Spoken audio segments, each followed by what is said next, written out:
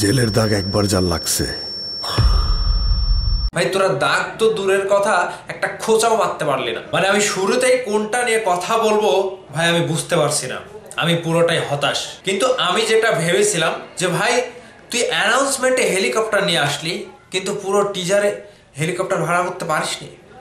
আজকে দাগি সিনেমার teaser release হয়েছে ভাই, ভেবেছিলাম একেবারে ফাটিয়ে দেবে, কাঁপিয়ে দেবে, দুমড়ে মুচড়ে সবকিছু মানে বরবাদকে উড়িয়ে দেবে। মানে ঈদে শাকিব খানের বরবাদ সিনেমার সাথে খেলা হবে, সেটা তারা আগেই অ্যানাউন্সমেন্টে যে ভাবটা ধরে বলেছিল, হেলিকপ্টার থেকে নেমে আসছে, হেলিকপ্টার থেকে নেমে এসে 2-4টা ফাপড় মারলো, 2-4টা ঘুরান ঘারান দিল, দেওয়ার পরে 2-4টা মেয়ে নিয়ে আসলো, আসার পর একটা ভাব নিয়ে বলল দেখা হবে ঈদে, দাগি আসছে দাগ কাটতে। ভাই তোরা দাগ তো দূরের কথা, একটা খোঁচাও মারতে পারলি না, পুরোটাই হতাশ।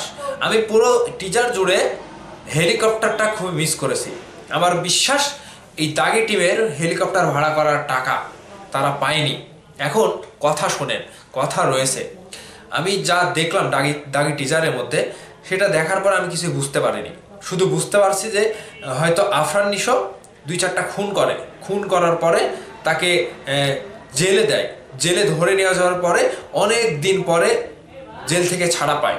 বেশ অনেক দিন পরে হয়তো যাবজ্জীবন কারাদণ্ড হয়, যাবজ্জীবন কারাদণ্ডের পরে হয়তো কোনো একটা মারফতে তিনি জেল থেকে ছাড়া পায়। জেল থেকে ছাড়া পাওয়ার পরে তিনি চৌকিদারের বেশে বের হয়, চুল টুল বড় বড়, দাঁড়িটারে বড় বড়, একটা চৌকিদারের ড্রেসের মতো একটা ড্রেস পরা। আমি দেখলাম তিনি বের হচ্ছে, হয়তো মানে গল্পটা এরকমই হতে পারে, আমি যতটুকু আন্দাজ করতে পারলাম। তবে এটা দিয়ে কি বরবাদকে উড়িয়ে দেওয়া সম্ভব ভাই? কোন দিক দিয়ে সম্ভব? মানে টিজারের মধ্যে আমার লেখা আসছে দ্য বস রিটার্ন। কিসের বস? এখানে বসটা কে? আমার মনে হচ্ছে শহীদুজ্জামান সেলিম যে একটা ইয়ে করলো, তার চোখ মুখে এসে যে ব্লাড ছুটে এসে পড়লো, সেটাই সব থেকে ভালো হিট করেছে। আর আফরান নিশোকে যে একটা জেলের মধ্যে একটা ঘাইটা দিল না, সেই নায়ককে আমার ভালো লেগেছে। নিশোর কোনো একটা মানে অ্যাকশন করা কিংবা মনে রাখার মতো কোনো কিছু এই টিজারের মধ্যে আমি পাইনি ভাই।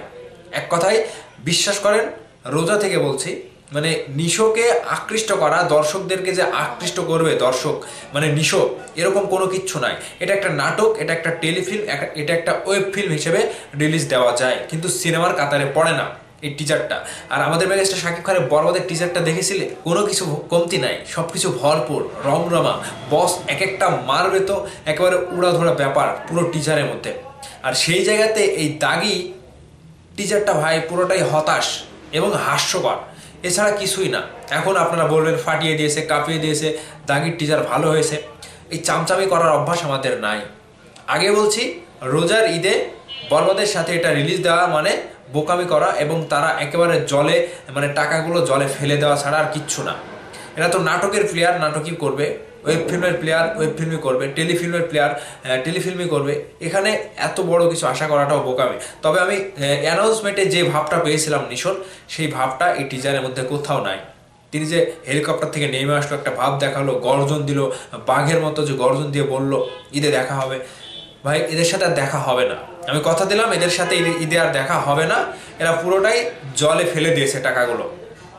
এত টাকা দিয়ে যে তারা সিনেমা মানে কি বলবো নাটক তৈরি করেছে, এই নাটকের টিজারটা জাস্ট আমার কাছে কোনো কিচ্ছুই মনে হয়নি।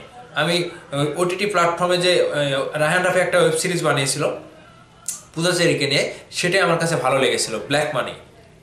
এখানে আফরান নিশোর এই যে দাগি সিনেমার টিজার দেখে আমার কিচ্ছুই মনে হয়নি, কোনো কিছু ভালো লাগার কোনো কিছু আমি খুঁজে পাইনি। এখন আপনাদের মতামত, আপনারা তো আবার বলবেন যে আমরা শাকিব খানের ভক্ত, শাকিব খানের কোনো কিছু আসলে ভালো হয় আর অন্য কারো কোনো কিছু আসলে ভালো হয় না। এখানে ভাই এরকমটা না, আমি একেবারে ফেয়ারভাবে বলছি, এটা আমার কাছে ভালো লাগেনি। এখন আপনাদের মতামত আপনারা জানাবেন। ভালো থাকবেন, সুস্থ থাকবেন, আমার জন্য দোয়া করবেন। আল্লাহ হাফেজ।